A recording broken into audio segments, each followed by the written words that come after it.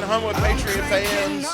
Welcome to this episode of Legends of Homewood Patriots Football, featuring our 11th legend, Austin Hubbard.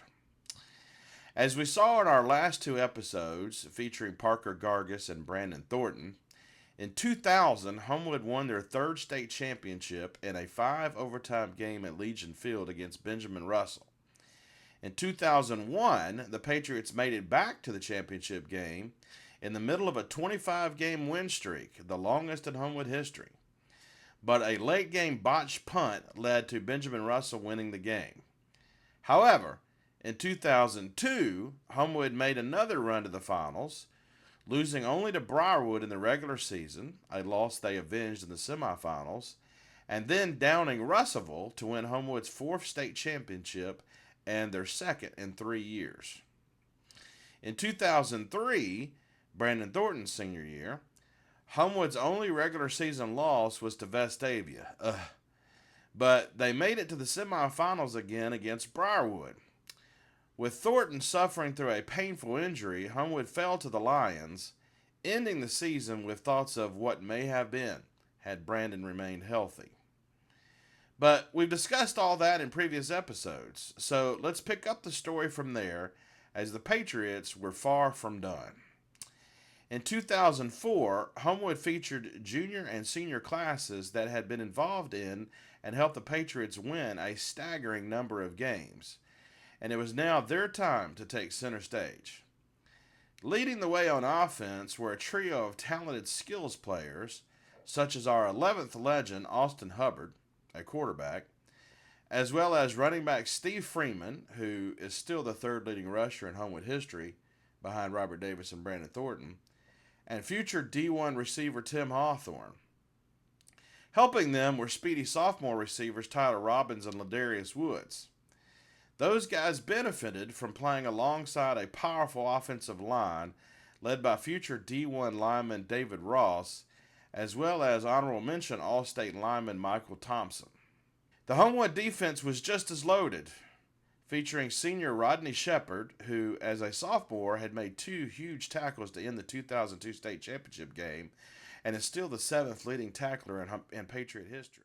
Junior Robert Gentry, who is still 9th all-time in Homewood history in number of sacks.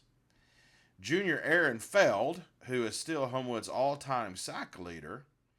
Junior Dominic Porter, who is still number 3 in sacks in Homewood history, and junior Stan Galbraith, who is still the number 1 tackler in Homewood history.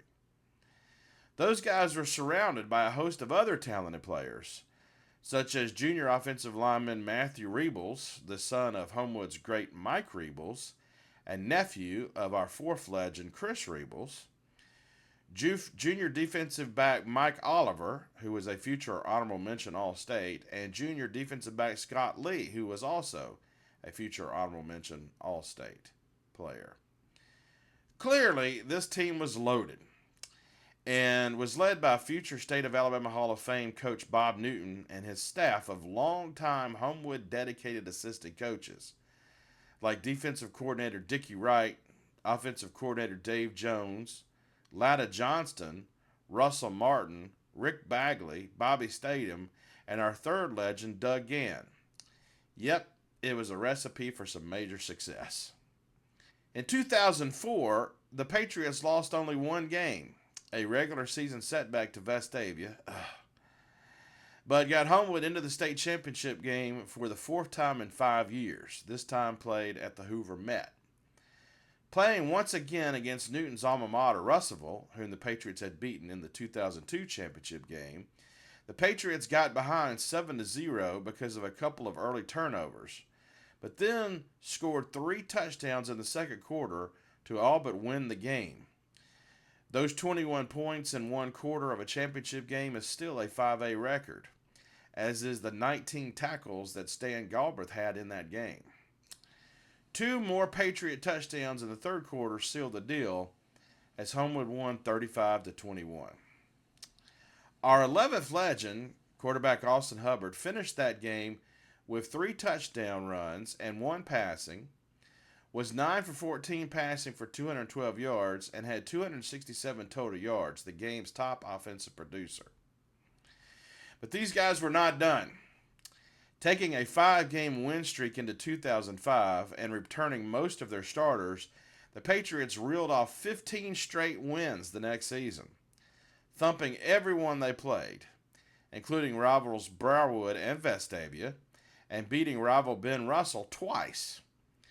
The only close game they had was the semifinal game against Ben Russell, a 24-17 victory. Homewood outscored their opponents that season 597 to 132. Over 15 games, that means the team averaged about 40 points per game, while surrendering only 8.8 points per game.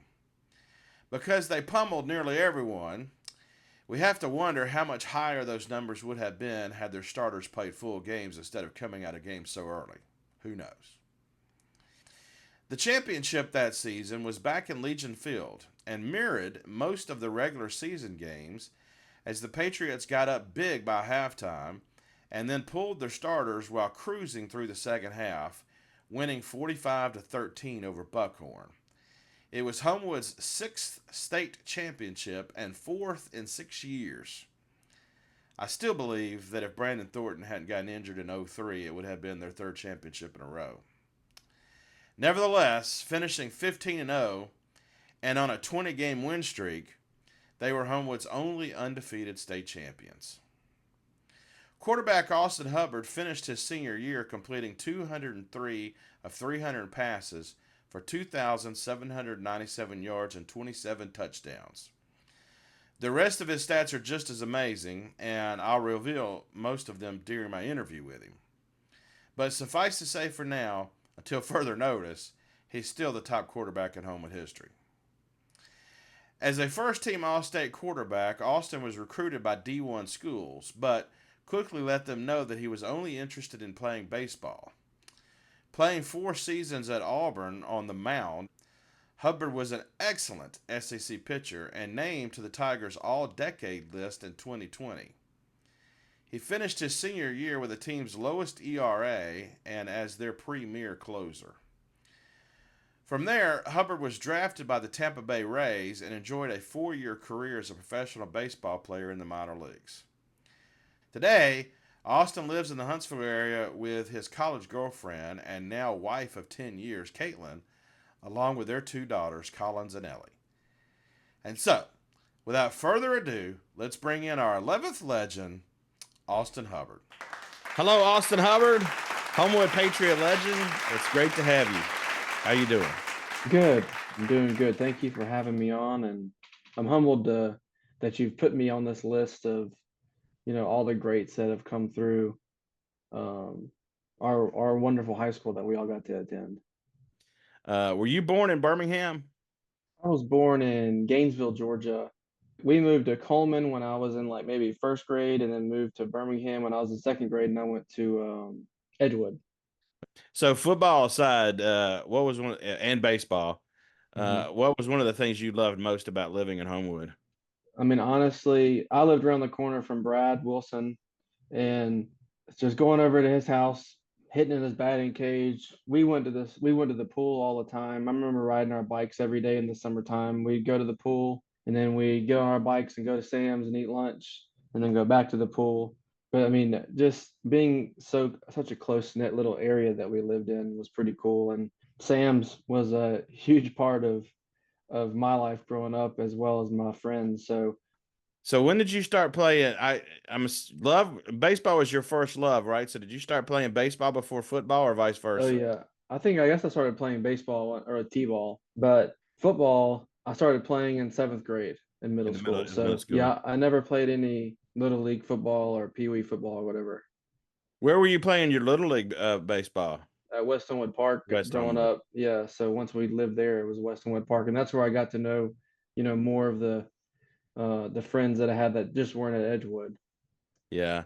So what made you decide to also add football into the repertoire in middle school? What pulled you into that world?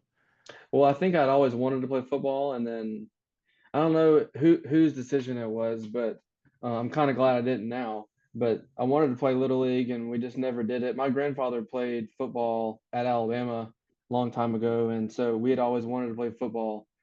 And then seventh grade hit, and that was the time we were allowed to play. So never played. I mean, we'd obviously played flag football or touch football in the yard, but organized football, that was the first time that we played.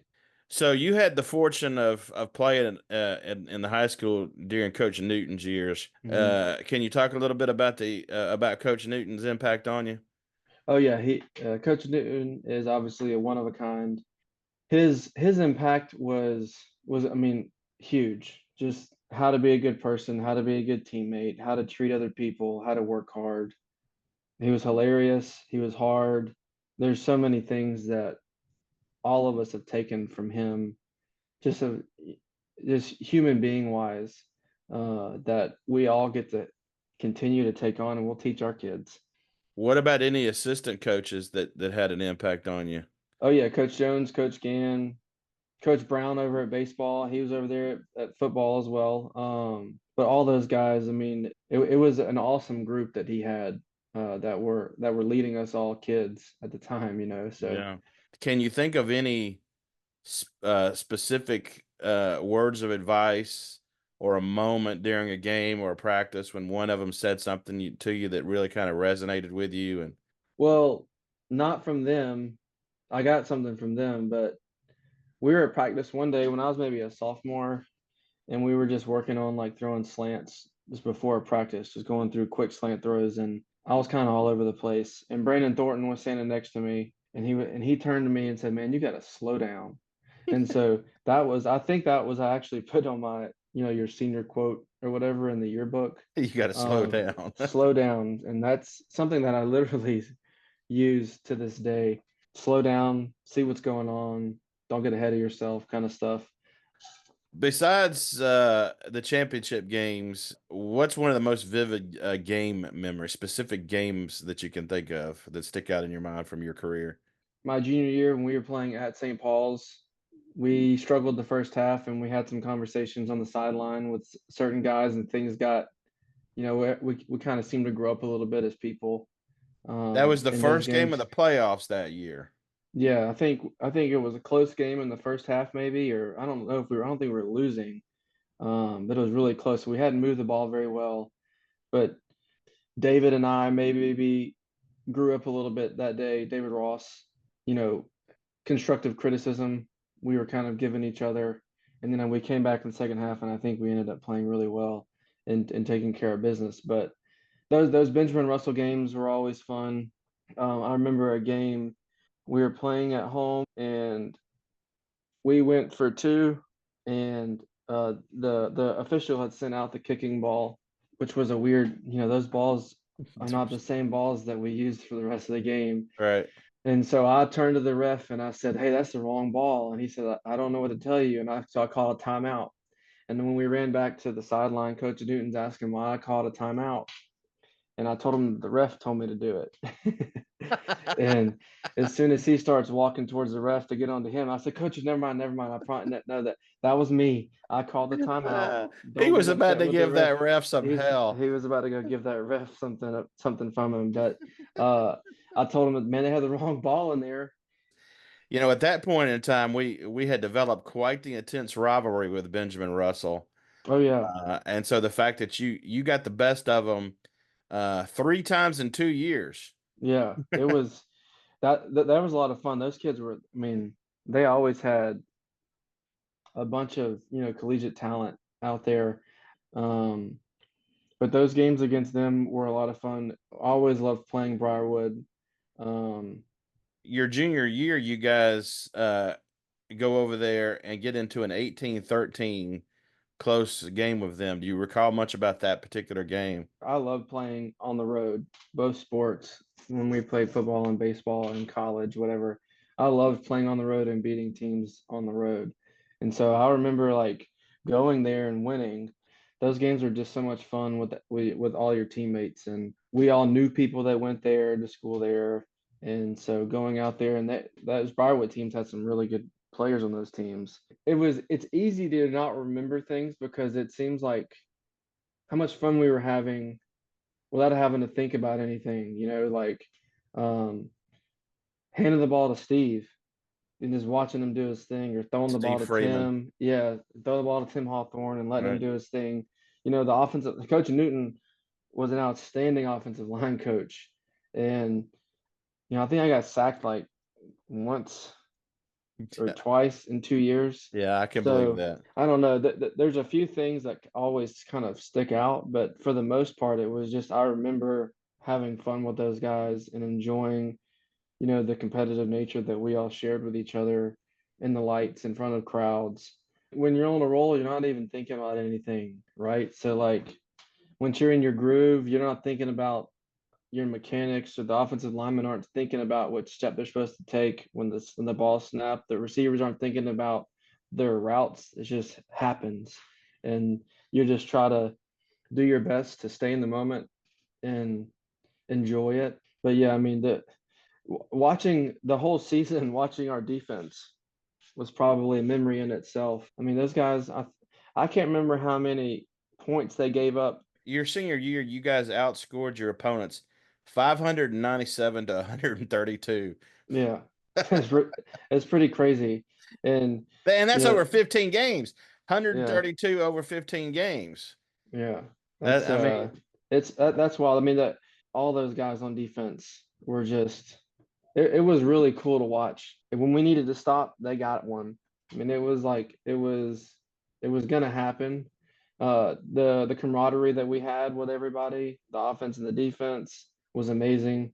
We had our fun and our tiffs and on Tuesdays, with them with goal line drills and passing drills and stuff when we got to go get the ones versus the ones.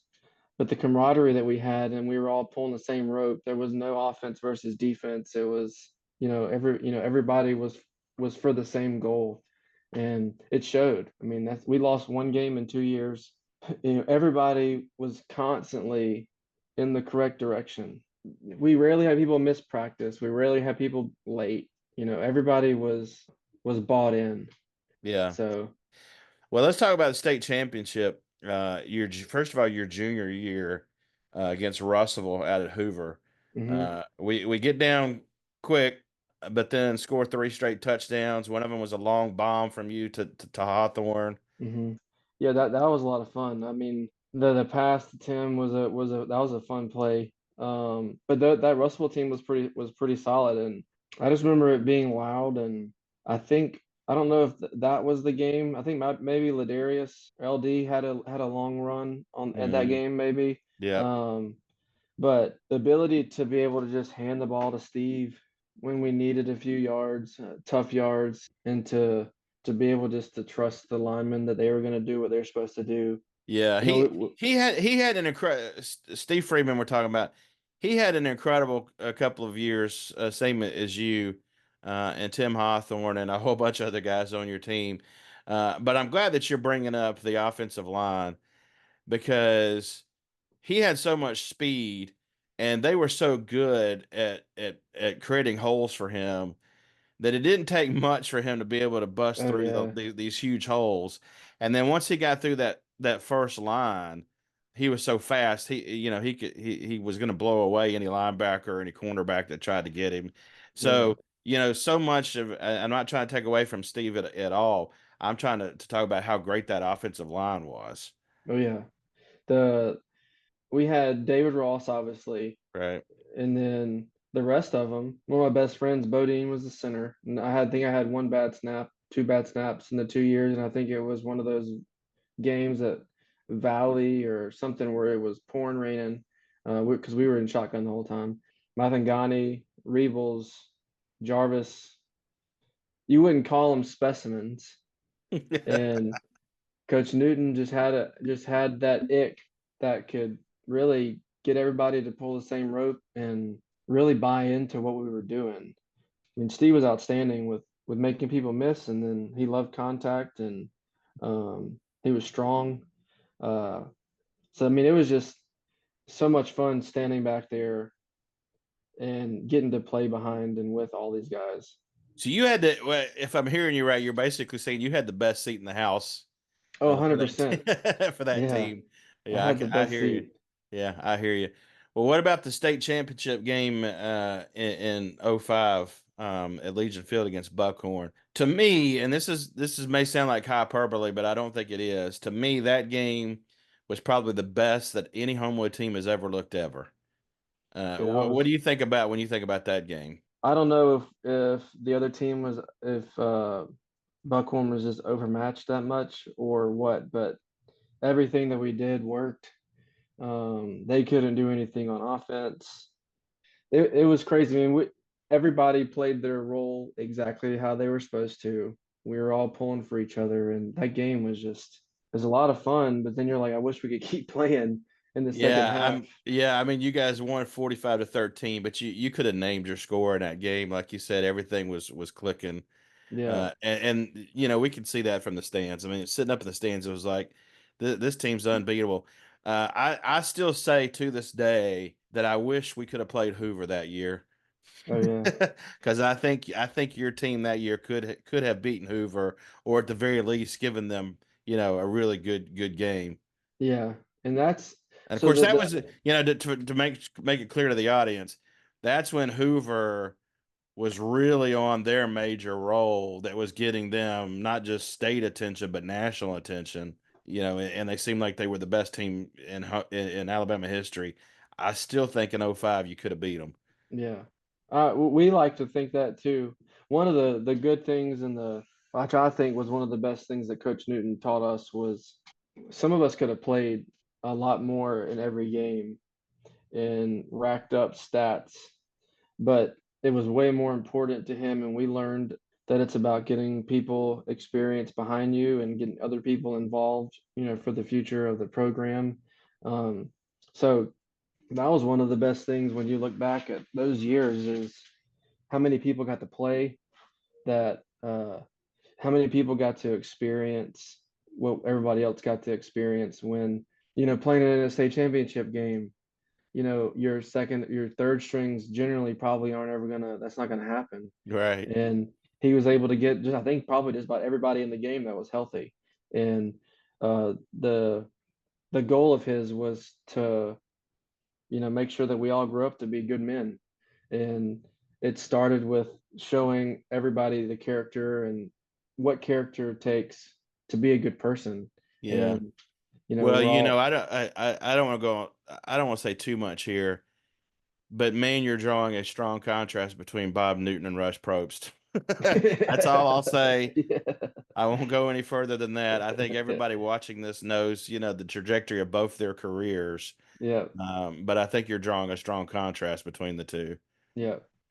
for No, sure. I won't say anything bad about anybody else. Yeah. Great man. So, when did you start getting recruited for football? Probably junior year, I guess, middle to end of junior year.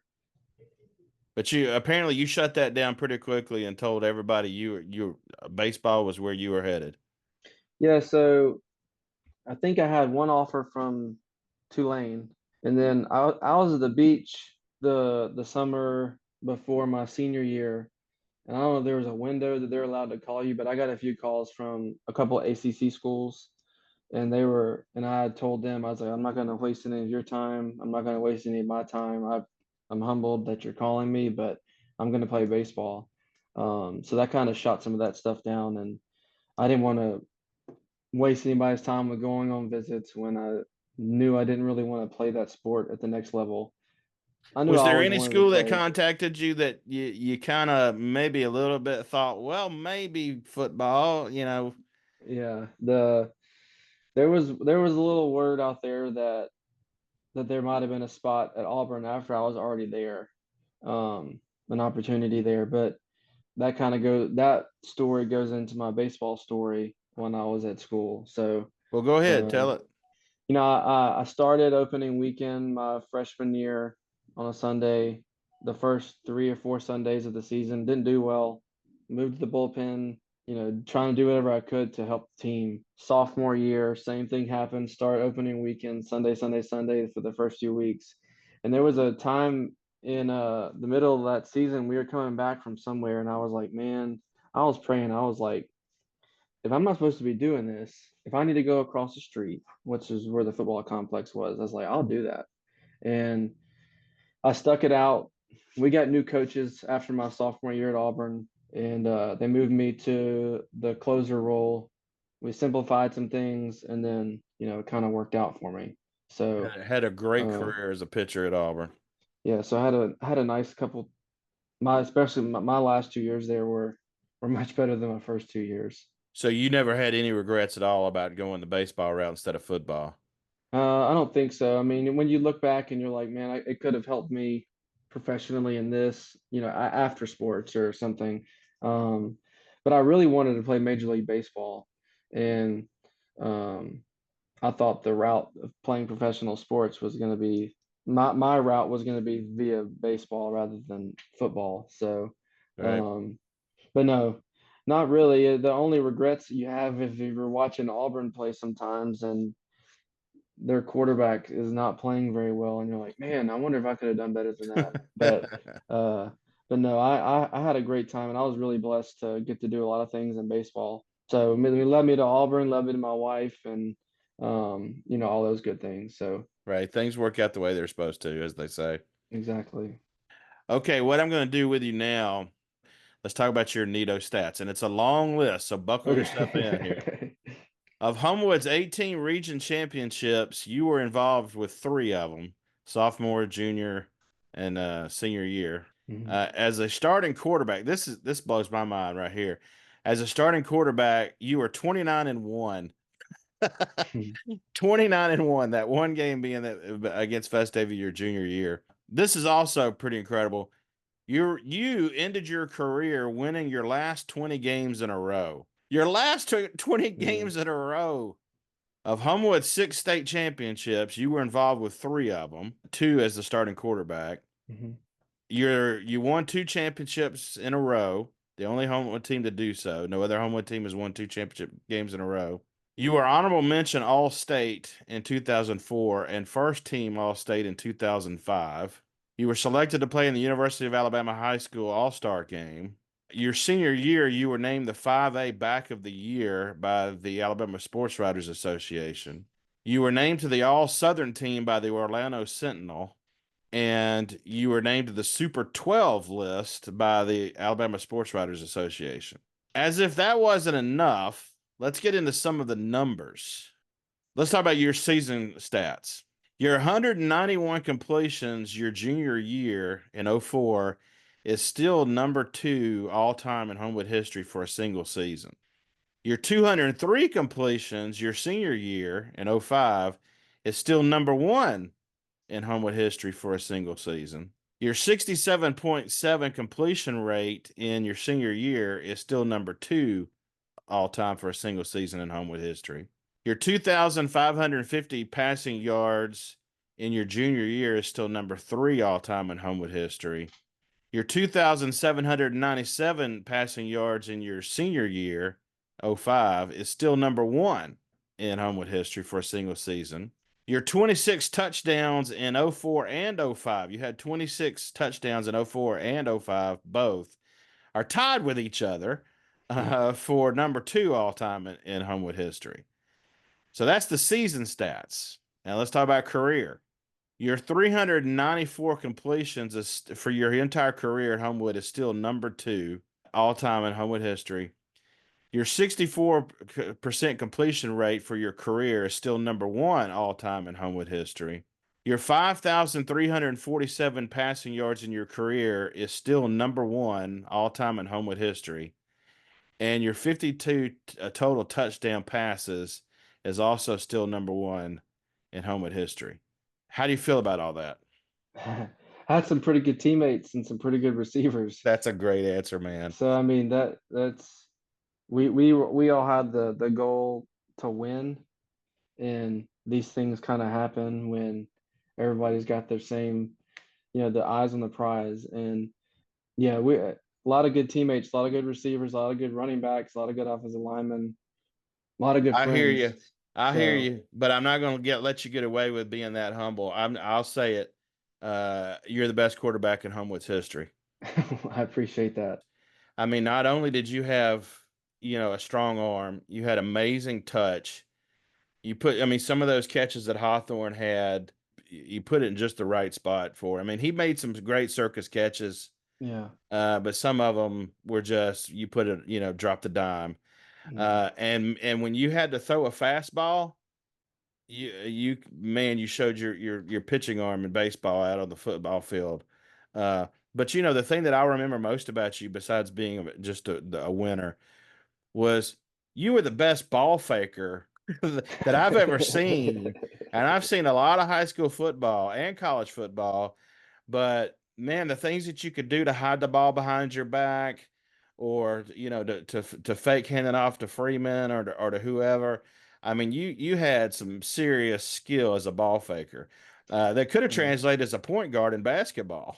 Yeah, I never played basketball. Well, I Um, think, to be honest with you, I think that was your best talent, was as a ball faker. I'll take that. Okay, those are the Nito stats. Now, the last thing I want to do with you is something that I also stole from other sports shows, that I call rapid fire. Uh-huh. Just answer with the first thing that pops into your head. Don't think Okay. too hard about Don't get me in trouble. them. I'll try not to. Who was your favorite teacher not coach, but teacher at Homewood? Coach Brown, What subject was that? English. I don't like English. But you liked you liked his teaching, huh? Yeah, So, what was your favorite subject? math. I'm Well, not good at it. I don't know. what was your favorite food from the lunchroom? Crispitos.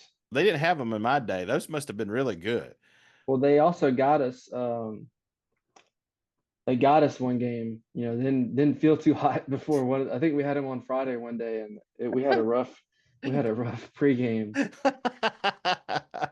Yeah, probably not a good pregame I meal. think it was at Hueytown. That's what it was, at Hueytown, and they had one bathroom, Yeah. and there was no door to the bathroom, and it was like a toilet and then the lockers, and so everybody had to meet in the same place.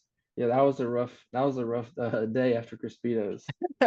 And yet you beat them 35-14.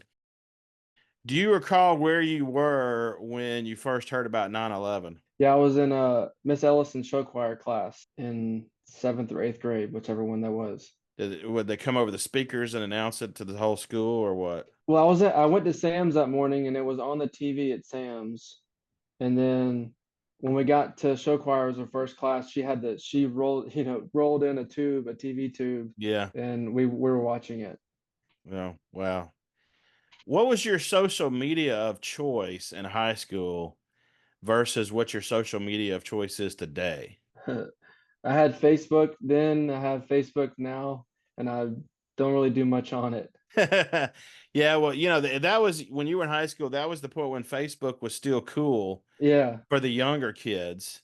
yeah, But then, older people started to get on it, and now the kids today consider it to be, what their grandparents and their parents are on. exactly. Yeah, I've never gotten into social media, so that's But you about weren't it. even really big on it in high school either, huh? No, and I never had Twitter, so I don't even know how that works. But You're probably uh, better off for it. You're probably better off for it. In high school, not now, but in high school, who was your celebrity crush? probably Jennifer Aniston. That's a good She's answer, probably sir. still the same. I hear you. Well, that brings up the next question.